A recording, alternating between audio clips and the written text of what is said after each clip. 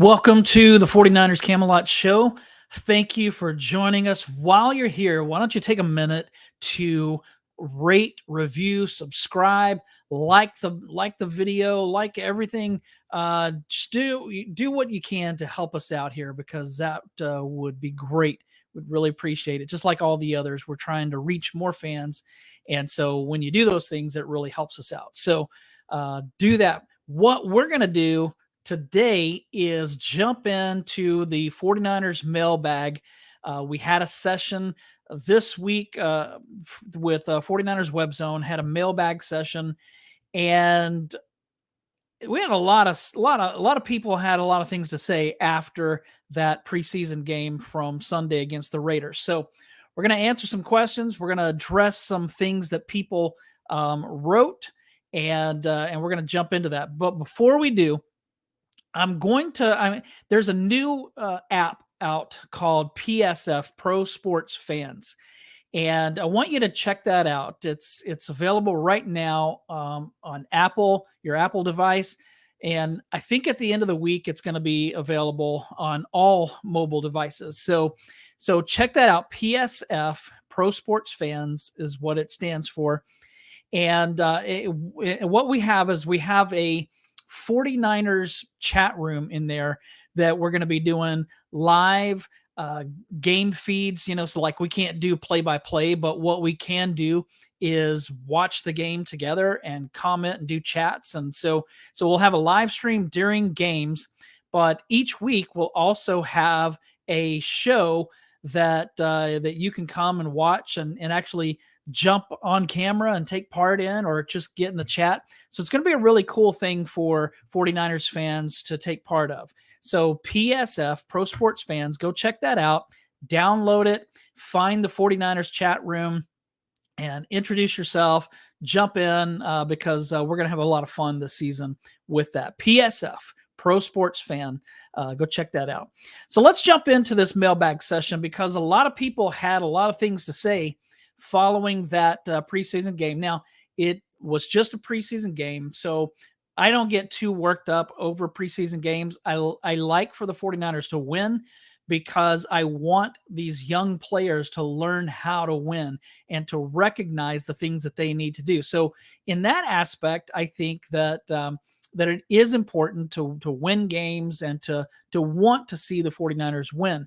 But if they lose, it's not the end of the world, especially in a situation like it was on Sunday where the starters weren't playing.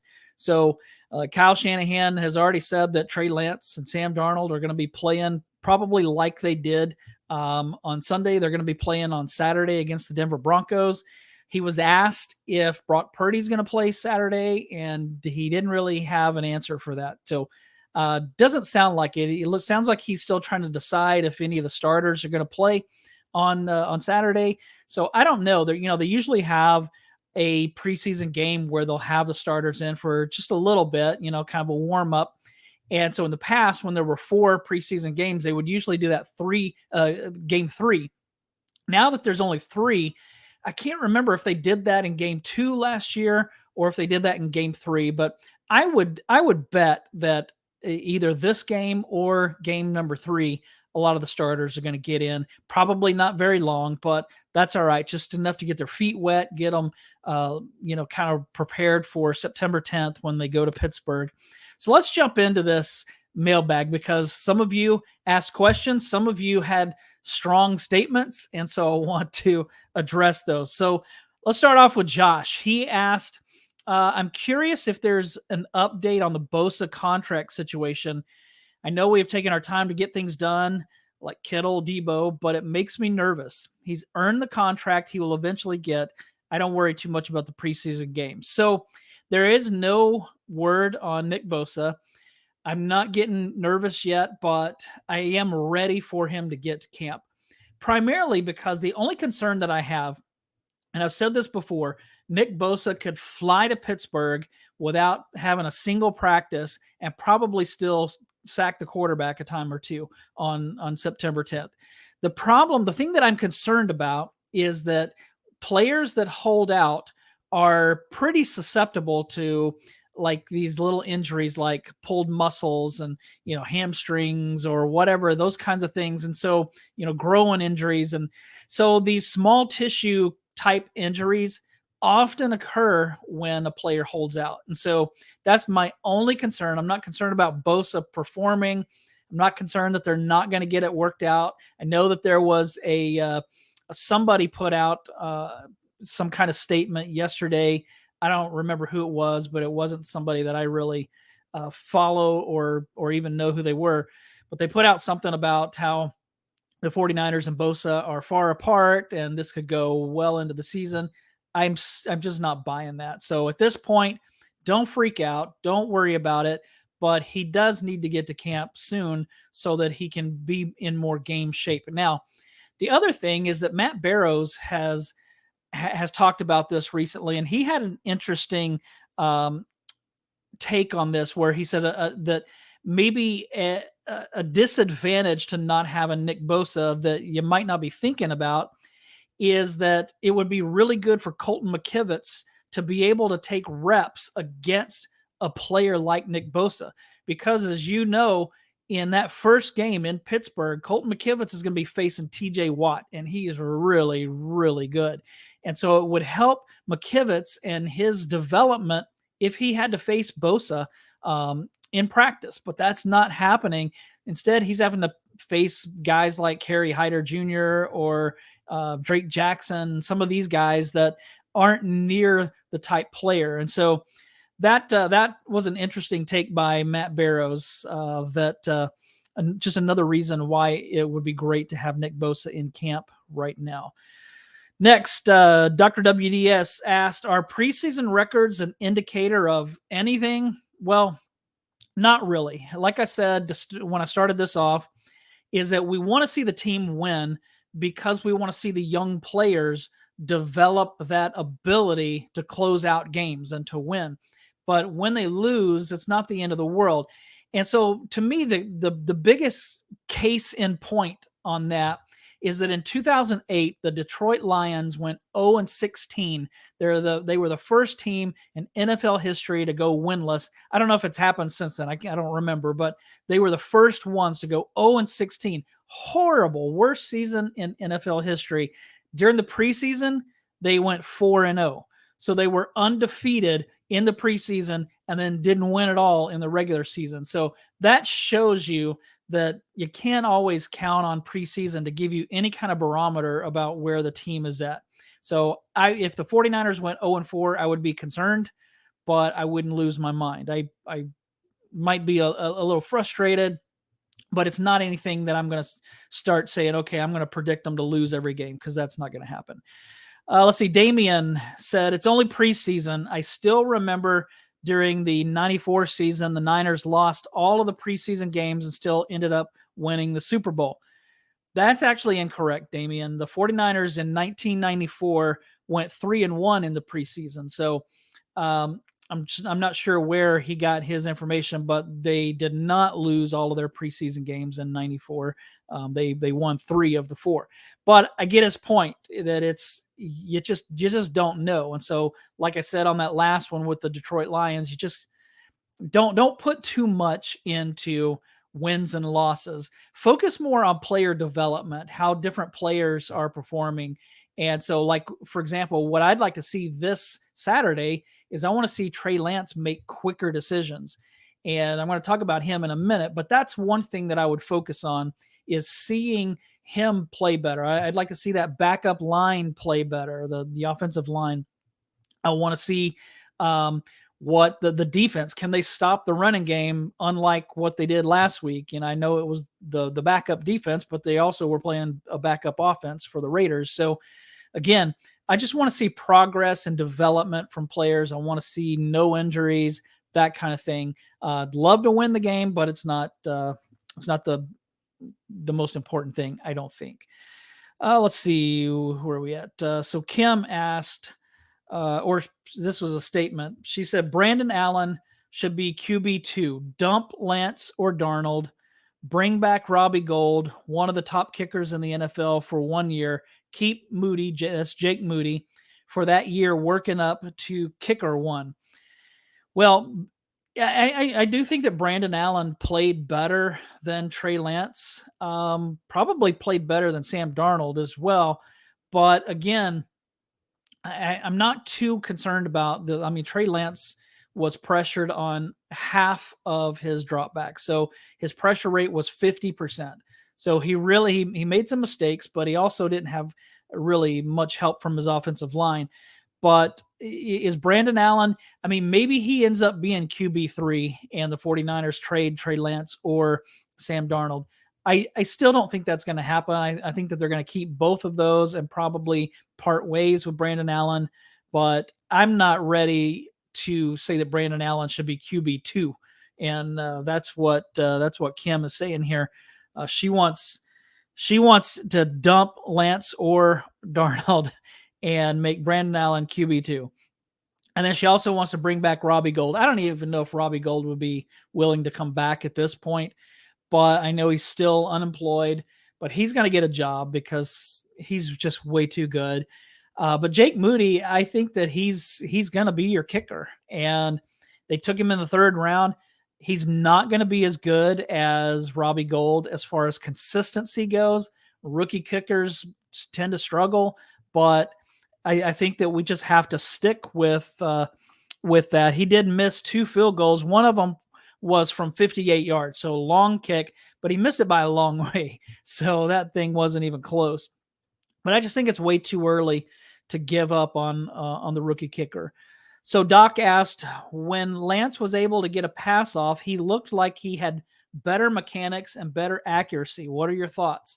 Yeah, I would agree. He did look like he had better accuracy, better mechanics. Physically, I didn't see a problem. The problem was that he wasn't pulling the trigger quick enough. And so that was the only thing. I mean, he did have that one bad pass where he was under pressure, and I think maybe it was Ross Dwelly that was kind of going off to the left, and Trey threw it out to him and way overthrew him. So that was a bad throw. But by and large, he threw the ball well. His problem was that he was just a little late in his decision making. And again, that's a result of being A, inexperienced, and B, being under pressure a lot. So yeah, I'm not too worried about that. But yeah, I think that he did do a lot better as far as his mechanics and the physical part. The accuracy was better than what we've seen in the past. Sean said, my biggest concern is kicking. You can't miss kicks like that in a covered field. I think he means a dome or stadium with a roof. With the wins at Levi's and then having also to play at Pittsburgh, Seattle, and Philly, we need a kicker that can make kicks. Well, again, I think that if you're thinking that Jake Moody's going to hit the gimmies like Robbie Gould did, that's not going to happen. Hopefully, he will provide more more ability to kick some longer ones. He should do better on kickoffs than Robbie Gould did.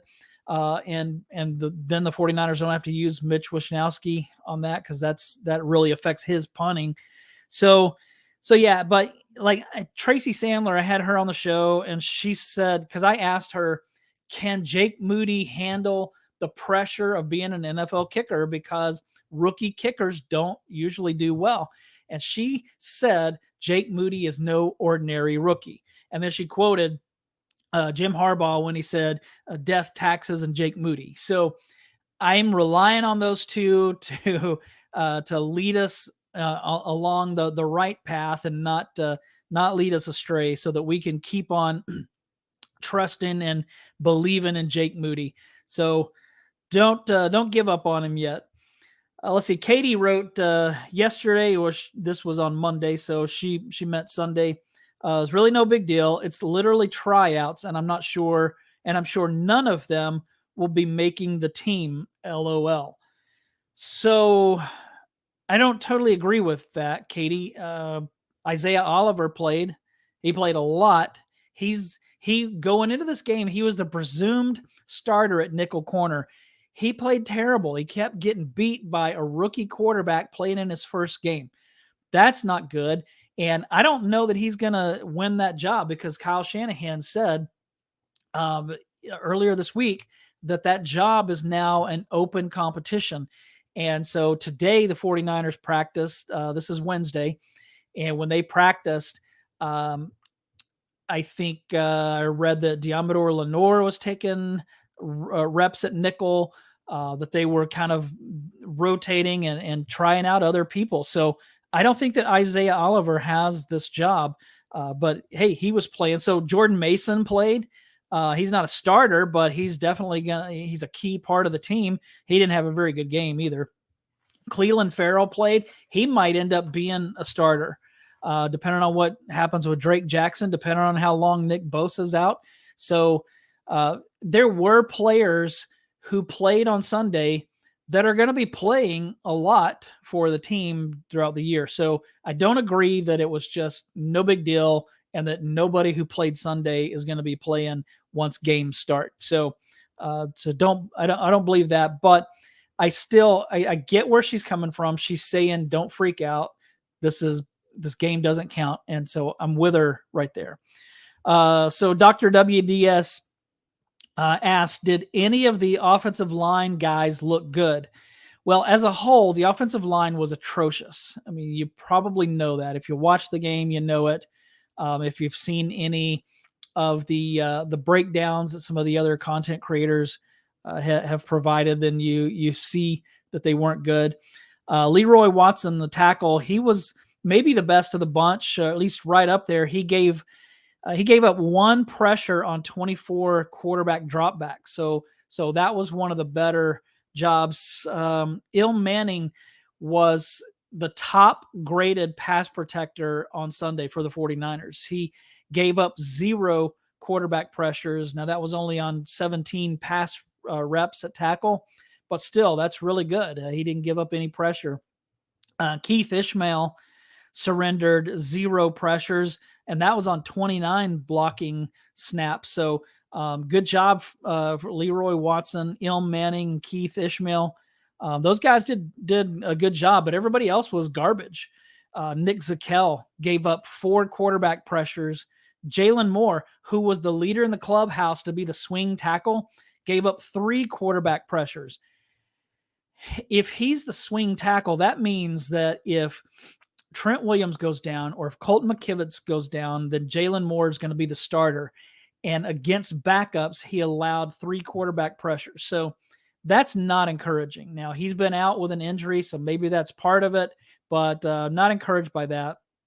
Jason Poe only allowed 1 pressure per PFF, but he really wasn't good for most of the part, for the most part. So, yeah, there were a few who were good, but most of them were not good on Sunday. Let's see. Darn said, it's crazy how everybody is focused on the quarterbacks when the worst part of yesterday or Sunday was the 49ers defense. They couldn't stop anybody. The last time the 49ers allowed 30 points or more in a preseason game was Shanahan's first year as head coach. In 2017, they gave up 30 points or more in 2 preseason games, both losses. Well, I didn't take the time to go check and see if his stats were correct. So I don't know if 2017 was the last time they gave up 30 points in a preseason game. But yeah, they weren't good. They didn't play well, but to me, the offensive line was the worst part of the game, worst part of the team that day. But yeah, the defense was bad. They couldn't stop the run. They couldn't stop the pass very well. They put very little pressure on the quarterback.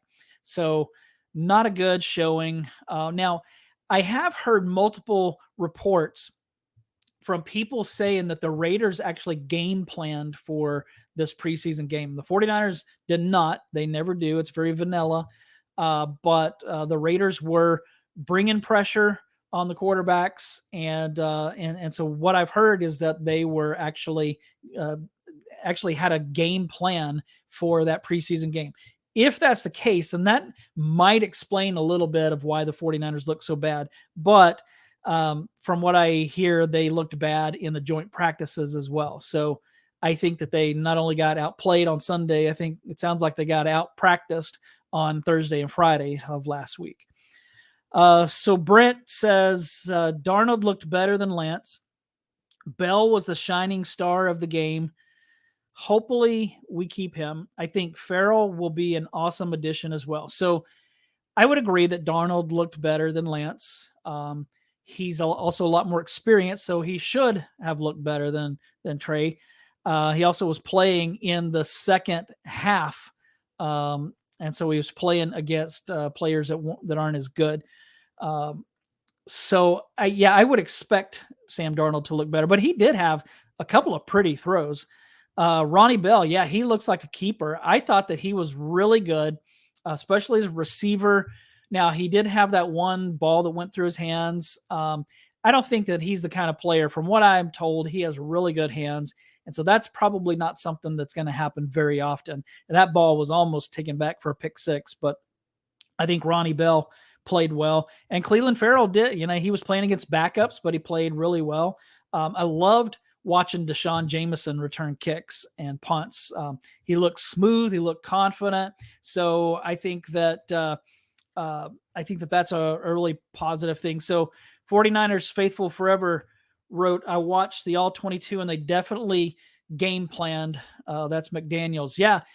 Great point. Thanks for sharing that, because I had heard that from a few different people, and I'm not one of the ones that breaks film down. I used to play football a long time ago in high school, and then I coached football as a young guy for like little kids kind of thing.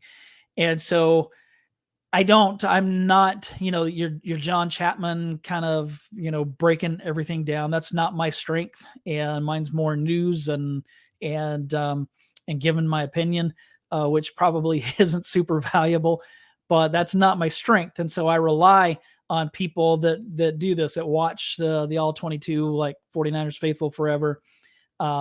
So thanks for sharing that.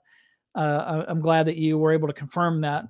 But yeah, so that does make a difference. If they were game planning for a preseason game and the 49ers weren't, then I do think that makes a difference, and that could explain why the 49ers were so terrible. So Doc asked, do you think Kyle will take any of the preseason games seriously? I still believe he would have forfeited the Raiders game if the NFL allowed him to. I think that Kyle Shanahan takes the game seriously. But I think that he's on record saying that he values the joint practices a lot more than the preseason games. But I think that he does take it seriously because it's a good chance to see where the young guys and the rookies are at. But I think that probably he's more interested in, hey, let me evaluate some rookies and let's get out of here without any injuries. I think that that's probably his focus. But is he putting as much into it as he does into practice? No. I mean, he has said that he values joint practices, and I think that he probably values the actual practices maybe even more than preseason games. So it's not like it used to be where the preseason games were a much bigger deal.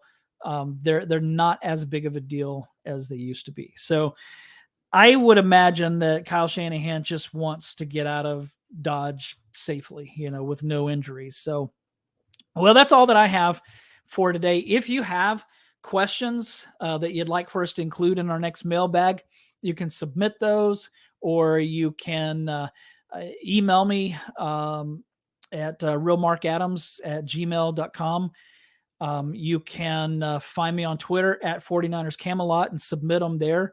Either you can DM me, or just the next time, like next Monday, you'll see a post go out, and so you can jump in there and submit.